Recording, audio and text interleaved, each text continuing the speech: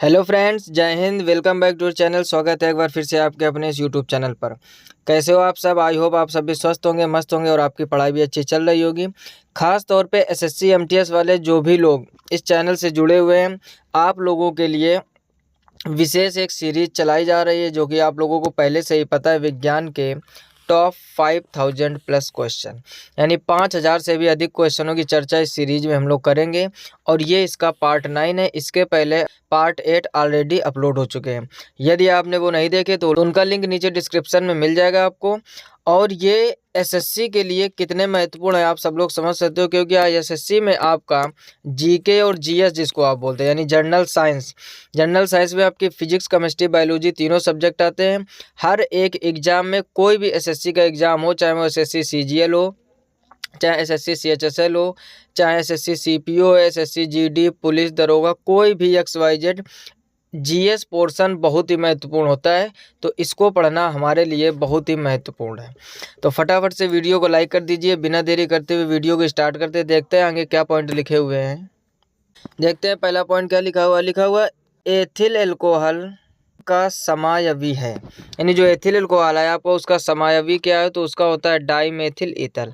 Next point देखिए, लिखा हुआ है बेकिंग सोडा खाना बनाने में प्रयुक्त का सूत्र, यानी बेकिंग सोडा का सूत्र क्या होता है, तो वो होता है NaH और CO3। यानी इसको आप लोग ऐसे भी समझ सकते हो, सोडियम बाइकार्बोनेट, यानी जो आपका NaHCO3 है, इसको हम लोग बोलते हैं सोडियम बाइकार्बोनेट। और इसको बेकिंग सोडा या खाना बनाने में जो लगता है आपका, खाने के प्रयोग में जो किया जाता है वही सोडा ही है आपका। इसको क्या बोलते हैं केमिस्ट्री की लैंग्वेज में? Sodium bicarbonate. और इसका सूत्र होता है NaCO3। नेक्स्ट पॉइंट देखिए क्या लिखा हुआ है, तीसरा लिखा हुआ है भारी जल का आणविक सूत्र, यानी भारी जल का आणविक सूत्र क्या होता है, तो भारी जल का आणविक सूत्र होता है आपका D2O। अगर साधारण जल की बात करें तो वो होता है H2O, जो कि आसान सा है, सब लोग जानते हैं। अगला क्वेश्चन लिखा हुआ है ऑक्सीकरण है क्षति, किसकी क्षति के, तो इलेक्ट्रॉनों की, यानी इलेक्ट्रॉनों की क्षति को हम लोग ऑक्सीकरण कहते हैं। अगला लिखा हुआ है रबर आसानी से घुल जाता है, यानी रबर आसानी से किस में घुल जाता है, तो वो है आपका बेंजीन में। अगला लिखा हुआ है जल में सबसे कम घुलनशील गैस है, जो ऐसी कौन सी गैस है, यानी जो जल में सबसे कम घुलनशील है वो है आपकी अमोनिया, जिसको हम लोग कहते हैं NH3। हिंदी में इसको क्या बोलते हैं, अमोनिया। अगला क्वेश्चन लिखा हुआ है अमोनियम क्लोराइड के जलीय विलयन, यानी अमोनियम क्लोराइड के जलीय विलयन कैसे होते हैं, तो वो होते हैं आपके अम्लीय। अगला क्वेश्चन देखते हैं क्या लिखा हुआ है, लिखा हुआ है एमिनो अम्ल मिलते हैं, यानी एमिनो अम्ल किस में मिलते हैं, तो वो मिलते हैं आपके प्रोटीन में। बहुत ही इंपॉर्टेंट क्वेश्चन है आपके हर एक एसएससी के एग्जाम के लिए, बार बार इसकी चर्चा हम कर रहे हैं। आप इनको ढंग से पढ़ते जाइए, इसकी नोटबुक में नोट बनाते जाइए, और जैसे ही वीडियो कंप्लीट होता है आप इसका स्क्रीनशॉट भी सेव करते जाइए अपने फ़ोन में, ताकि कभी भी रिवीजन की ज़रूरत पड़े तो आप आसानी से कर सको। नेक्स्ट पॉइंट क्या लिखा हुआ है कौन सा एक मानव निर्मित तंतु, यानी ऐसा कौन सा तंतु जो मानव निर्मित है, वो है आपका रेयान। अगला लिखा हुआ विटामिन सहायता नहीं करता, यानी विटामिन किस में सहायता नहीं करता, तो विटामिन आपके पाचन क्रिया में कोई सहायता नहीं करते हैं। अगला लिखा हुआ अधिक ध्वनि उत्पन्न करता है, यानी अधिक ध्वनि कौन उत्पन्न करता है, तो चिंपांजी।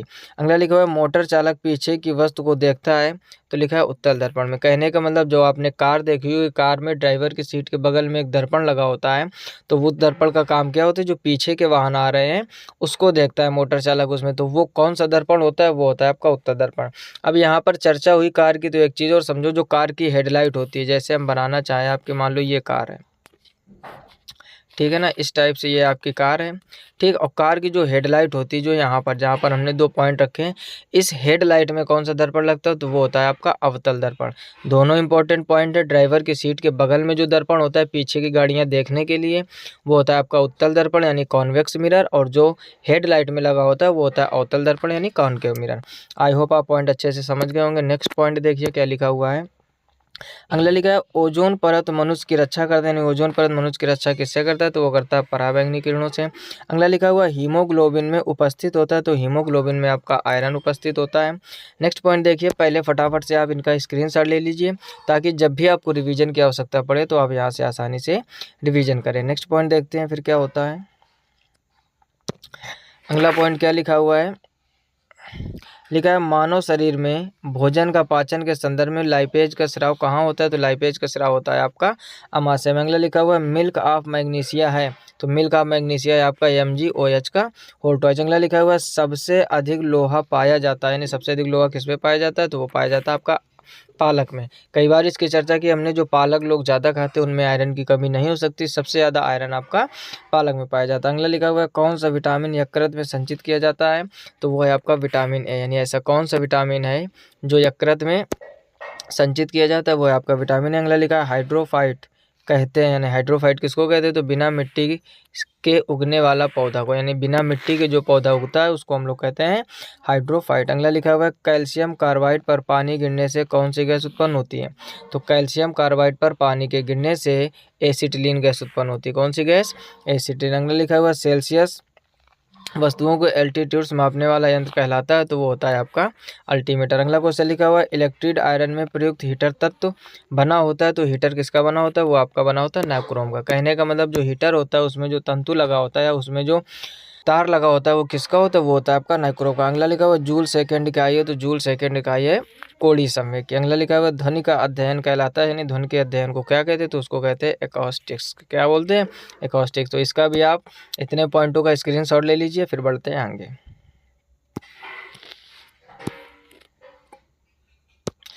नेक्स्ट पॉइंट देखते हैं क्या लिखा हुआ है।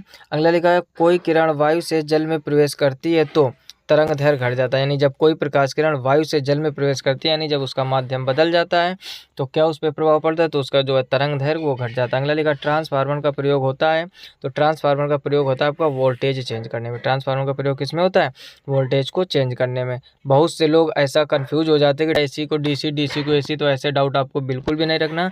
ट्रांसफार्मर का सिर्फ काम होता है वोल्टेज को चेंज करने में, या तो कम कर देगा या तो ज़्यादा कर देगा। अगला लिखा हुआ है गो दूध में पीलापन का कारण है, तो जो गाय का दूध होता है, यानी गो दूध जिसको हम लोग बोलते हैं, उसमें पीलापन का मुख्य कारण क्या है, तो वो है आपका कैरोटीन। अगला लिखा हुआ है मानव शरीर में पाचन का कार्य किस अंग में संपन्न होता है, तो मानव शरीर में पाचन का कार्य होता है आपका छोटी आंत में। अगला लिखा है हीरा का रासायनिक गुण होता है, तो हीरा का रासायनिक गुण होता है बहुरंगी। कैसा होता है, बहुरंगी। नेक्स्ट पॉइंट देखिए लिखा हुआ है जल की अस्थायी कठोरता होने का कारण है, तो जल की अस्थायी कठोरता होने का कारण है आपका कैल्शियम बाई कार्बोनेट। अगला को पॉइंट देखते हैं लिखा हुआ है न्यूक्लियस के अलावा कोशिका को किस अंग में डीएनए रहता है, तो न्यूक्लियस के अलावा कोशिका के कह रहा किस अंग में डीएनए रहता है, तो वो रहता है आपका माइटोकॉन्ड्रिया में। नेक्स्ट पॉइंट लिखिए बादलों की दिशा एवं गति मापने वाला यंत्र कहलाता है, यानी जो बादलों की दिशा को और बादलों की गति को मापता है, जो मौसम विभाग जिससे हम लोगों को जानकारी देता है, वो क्या होता है, तो होता है आपका नेफोस्कोप। अगला लिखा हुआ है शरीर का सबसे बड़ा ग्रंथि कौन सा है, तो शरीर की सबसे बड़ी ग्रंथ है यकृत। नेक्स्ट पॉइंट लेके आए बेसेमर प्रक्रिया का उपयोग किसमें होता है, तो बेसेमर प्रक्रिया का प्रयोग होता है आपका किसमें, इस्पात में। नेक्स्ट पॉइंट लिखा हुआ है स्टोरेज बैटरी में किस तत्व का उपयोग होता है, तो स्टोरेज बैटरी में आपका जस्ता का उपयोग होता है। नेक्स्ट पॉइंट देखते हैं लिखा हुआ है मिठाइयों में जिलेटिन मिलाने का कारण है, तो मिठाइयों में जिलेटिन मिलाने का मुख्य कारण है सुगंध व स्वाद को बढ़ाना। अगला पॉइंट लिखा हुआ है गन पाउडर मिश्रण होता है, यानी गन पाउडर किसका मिश्रण होता है, तो होता है सल्फर, चारकोल और सोरा का। नेक्स्ट देखते हैं लास्ट पॉइंट लिखा है वायुयानों के टायरों को भरने में किस गैस का प्रयोग किया जाता है, तो वो किया जाता है आपका हीलियम का। यानी जो वायुयान के टायर होते हैं उनमें कौन सी गैस भरी जाती है, तो उसमें भरी जाती है हीलियम, जिसको हम लोग बोलते हैं He। तो यहाँ तक आप 35 से 40 पॉइंट अच्छे से समझ गए होंगे। ये एसएससी की 5000 से भी अधिक क्वेश्चनों की सीरीज चल रही, जो आपके हर एक एसएससी के एग्जाम के लिए बहुत ही महत्वपूर्ण है। हर एक क्वेश्चन और उसका आंसर देखकर आप खुद अंदाज़ा लगा सकते हो कि ये पॉइंट आपके लिए कितने महत्वपूर्ण होने वाले हैं। जितना हो सके ज़्यादा से ज़्यादा अपने दोस्तों में शेयर कीजिए, ताकि उन लोगों को भी ये जानकारी मिलती रहे। और ये वीडियो लेक्चर कैसा लगा आपको, एक प्यारा सा कमेंट कर दीजिए, और वीडियो को लाइक नहीं किया लाइक कर दीजिए। यदि आप भी चैनल पर पहली बार आए हो तो सब्सक्राइब करके नोटिफिकेशन बिल को ऑल पर जरूर सेलेक्ट कीजिए, क्योंकि इस चैनल पर आपको सभी प्रीवियस ईयर क्वेश्चन, चाहे वो हिस्ट्री हो, चाहे जियोग्राफी हो, चाहे वो इकोनॉमिक्स हो, चाहे वो बायोलॉजी हो, कोई भी हो, SSC MTS हो, चाहे CGL हो, चाहे CHL हो, किसी भी एग्जाम के XYZ सभी प्रीवियस ईयर क्वेश्चन आपको इस चैनल पर मिल जाएंगे। और जो भी आपके विज्ञान के महत्वपूर्ण प्रश्न बन सकते हैं उन सभी की चर्चा इस सीरीज में की जाएगी, और इसमें 5000 से भी अधिक क्वेश्चन। ये था पार्ट 9। यदि आपने इसके पहले के नहीं देखे तो नीचे डिस्क्रिप्शन में जाइए, वहाँ पर 8 वीडियो के लिंक आपको मिल जाएंगे, या फिर आप प्लेलिस्ट में जाकर विजिट कर सकते हैं। मिलते हैं नेक्स्ट वीडियो में, तब तक अपना ख्याल रखिए, अच्छे से पढ़ाई करते रहिए। तब तक के लिए जय हिंद, राधे राधे।